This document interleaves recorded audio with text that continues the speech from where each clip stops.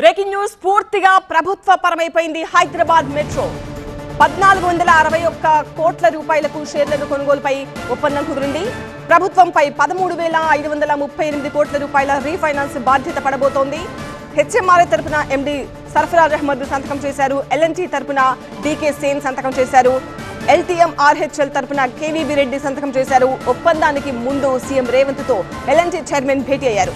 ప్రస్తుతం రోజుకు 4.5 లక్షల మంది మెట్రోలో ప్రయాణిస్తున్నారు. ఇప్పటి వరకు 86 కోట్ల ప్రయాణాలు నమోదయ్యాయి. ఎల్లుండి నుంచి ప్రభుత్వ సారథ్యంలోనే మెట్రో సేవలు అందబోతున్నాయి. ప్రయాణికులకు మరింత మెరుగైన సేవలు అందించేందుకు ప్రభుత్వం దృష్టి సారించబోతోంది. హైదరాబాద్ మెట్రోకు సంబంధించి ఒక బిగ్ బ్రేకింగ్ న్యూస్ మనం చూస్తున్నాము. పూర్తిగా ప్రభుత్వ పరమైంది హైదరాబాద్ మెట్రో. 1461 కోట్ల రూపాయల షేర్ల కొనుగోలుకు సంబంధించిన ఒప్పందం జరిగింది. ఆ ఫొటోస్ మనం చూస్తున్నాం.